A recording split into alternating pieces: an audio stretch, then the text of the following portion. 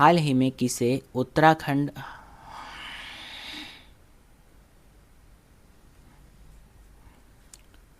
हाल ही में किसे उत्तराखंड हाईकोर्ट के चीफ जस्टिस के रूप में नियुक्त किया गया है? तो इनका नाम है दोस्तों, याद रखना है, मनोज कुमार गुप्ता। इन्हें किया है उत्तराखंड हाईकोर्ट के चीफ जस्टिस के रूप में नियुक्त। और इनको जो शपथ दिलवाई है वो दिलवाई है राज्यपाल lieutenant general retirement Gurmeet Singh ने इन्हें शपथ दिलवाई है। ये आपको याद रखना है। तो इनका आंसर हो जाएगा ऑप्शन नंबर सी करेक्ट हो जाएगा, मनोज कुमार गुप्ता। नेक्स्ट क्वेश्चन है कि हाल ही में विश्व हिंदी दिवस कब मनाया गया? तो विश्व हिंदी दिवस मनाया गया 10 जनवरी को। ये हर साल मनाया जाता है विश्व हिंदी दिवस। तो ये आपको याद रखना है, इसका जो पहला जो विश्व हिंदी सम्मेलन हुआ था वो 10 जनवरी को हुआ था। 10 जनवरी 1975 को हुआ था नागपुर में। ये आपको याद रखना है। और हर साल भारत में मनाया जाता है विश्व हिंदी दिवस, जो मनाया जाता है 14 सितंबर को। ये भारत में मनाया जाता है विश्व हिंदी दिवस, जो मनाया जाता है 14 सितंबर को मनाया जाता है।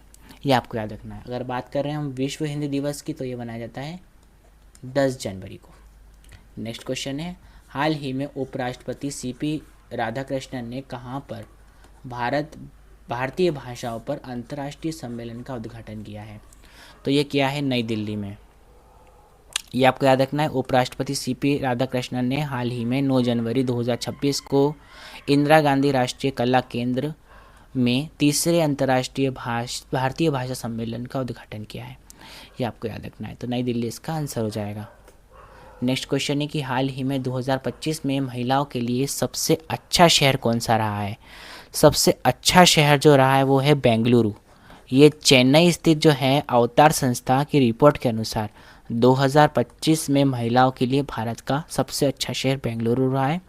और 125 शहरों में सामाजिक और औद्योगिक समावेशन के आधार पर बेंगलुरु ने 53.29 का सिटी इंक्लूजन स्कोर हासिल किया है, जबकि चेन्नई, पुणे, हैदराबाद और मुंबई इसके बाद रहे हैं। तो आपको याद रखना है, जो चेन्नई स्थित जो है वो अवतार संस्था की रिपोर्ट के अनुसार बेंगलुरु शहर सबसे अच्छा शहर रहा है भारत का महिलाओं के लिए। नेक्स्ट क्वेश्चन है कि हाल ही में किस देश के प्रसिद्ध फिल्म निर्माता बेलाटार का निधन हुआ है? तो ये हैं हंगरी के। ये प्रसिद्ध हंगरी के फिल्म निर्माता हैं बेलाटार। ये रहे बेलाटार। इनका 70 वर्ष की आयु में निधन हो गया है। 70 ईयर्स की इनकी आयु में निधन हो गया है, जो अपनी धीमी गति वाली कलात्मक सामाजिक मुद्दा वाली फिल्म जैसे कि सैटन टेंगो और द ट्यूरिन हॉर्स के लिए जाने जाते हैं। इनका निधन जो हुआ है वो 6 जनवरी 2026 को लंबी बीमारी के कारण हुआ है। नेक्स्ट क्वेश्चन है, हाल ही में मध्य प्रदेश और किस राज्य ने वन जीव विनिमय समझौते पर हस्ताक्षर किए हैं? तो ये किए हैं असम और मध्य प्रदेश, दोनों ने हस्ताक्षर किए हैं इस वन्य जीव विनिमय समझौते पर।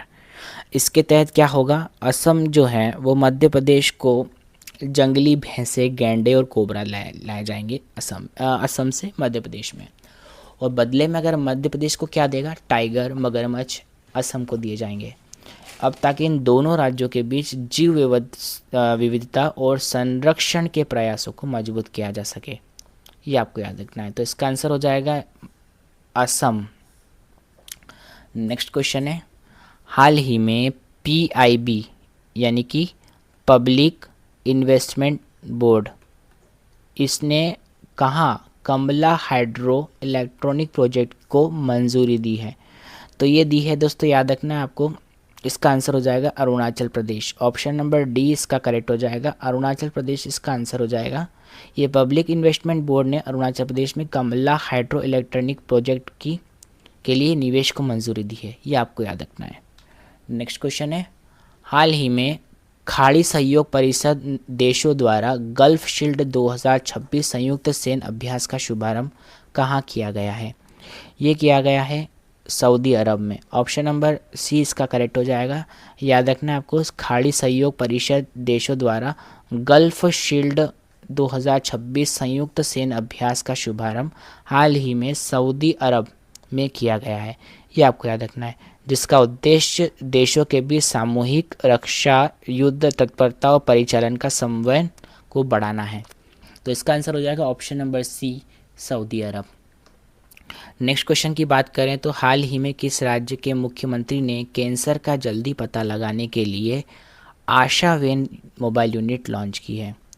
तो ये की है, आपको याद रखना है, गुजरात के मुख्यमंत्री। गुजरात के मुख्यमंत्री जो हैं वो भूपेंद्र पटेल, इन्होंने कैंसर का जल्दी पता लगाने के लिए आशा वैन नामक मोबाइल यूनिट की लॉन्च की है। और ये वैन जो है ये है जैनबक फार्मास्यूटिकल जो कंपनी है इसने डोनेट की है। ये जो कंपनी है ये है मेडिकल कंपनी है, ये आपको याद रखना है, मेडिकल कंपनी है, इसने डोनेट की है और इसका संचालन इंडिया रेड क्रॉस सोसाइटी द्वारा भावनगर शाखा में किया जाएगा, ये आपको याद रखना है। नेक्स्ट क्वेश्चन है, हाल ही में किस राज्य ने भारत की पहली deep tech startup policy launch की है? ये डीप टेक जो है ये क्या होता है? ये होती है गहराई से की जाने वाली खोज, ये कहलाती है डीप टेक। एग्जाम्पल के तौर पे हम देखें तो 5 मिनट में एक बैटरी को चार्ज किया है अपन ने और वो चल रही है 1000 किलोमीटर, तो ये जो हो गया है ये बहुत ही डीप टेक स्टार्टअप हो गया है। जैसे कि कैंसर की खोज करना, समुद्र के पानी को जो खारा है उसे नॉर्मल पानी में बदलना, तो ये जो होती है ये डीप टेक स्टार्टअप पॉलिसी होती है। और नॉर्मल की बात करें, नॉर्मल स्टार्टअप जैसे कि जोमेटो, ओयो, एक एप्लीकेशन के थ्रू चल रहे हैं, इनको कहते हैं नॉर्मल स्टार्टअप। और ये डीप टेक स्टार्टअप मैंने आपको समझाया ये होता है। इसकी जो पहली समर्पित deep tech startup policy launch की ये है तमिलनाडु, ये आपको याद रखना है, तमिलनाडु इसका आंसर हो जाएगा correct, option number C Tamil Nadu. Next question है, हाल ही में किसने यूरोपीय संघ की चक्रीय अध्यक्षता ग्रहण की है? तो ये की है साइप्रस ने। बात करें अगर इसके पिछले अध्यक्ष की तो ये हुआ डेनमार्क, पिछला अध्यक्ष था। और ये जो अवधि होती है इसकी ये 6 महीने की होती है और ये रोटेटिंग होती है, यानी कि ये ट्रायो है एक, आपको याद रखना है ट्रायो जो है वो है, याद रखना है आपको, वो है जैसे कि साइप्रस हो गया और डेनमार्क हो गया और ये पोलैंड हो गया, ठीक है। तो अब जो पिछला अध्यक्ष रह चुका है वो था डेनमार्क, ये पिछला, और अभी जो बना है ये बना है साइप्रस। अब ये नेक्स्ट बनेगा, ये बनेगा जुलाई से दिसंबर के लिए वापस से पोलैंड। फिर ये जो साइकिल ही चलती रहेगी, just like Cyprus Denmark Poland, Cyprus Denmark Poland, ऐसी ये चल रही रहेगी साइकिल, ये आपको याद रखना है। तो इसका आंसर हो जाएगा option number B, Cyprus is correct answer. ये 18 महीने के लिए मिलकर काम करते हैं, ये आपको याद रखना है। चक्रीय अध्यक्षता ग्रहण की है साइप्रस ने।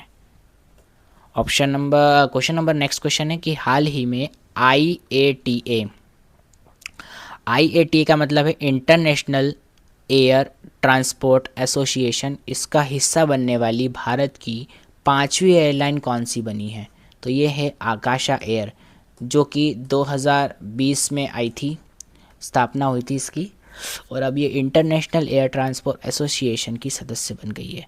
ये जो है ये सबसे नई एयरलाइन है, आकाशा एयरलाइन, ये आपको याद रखना है।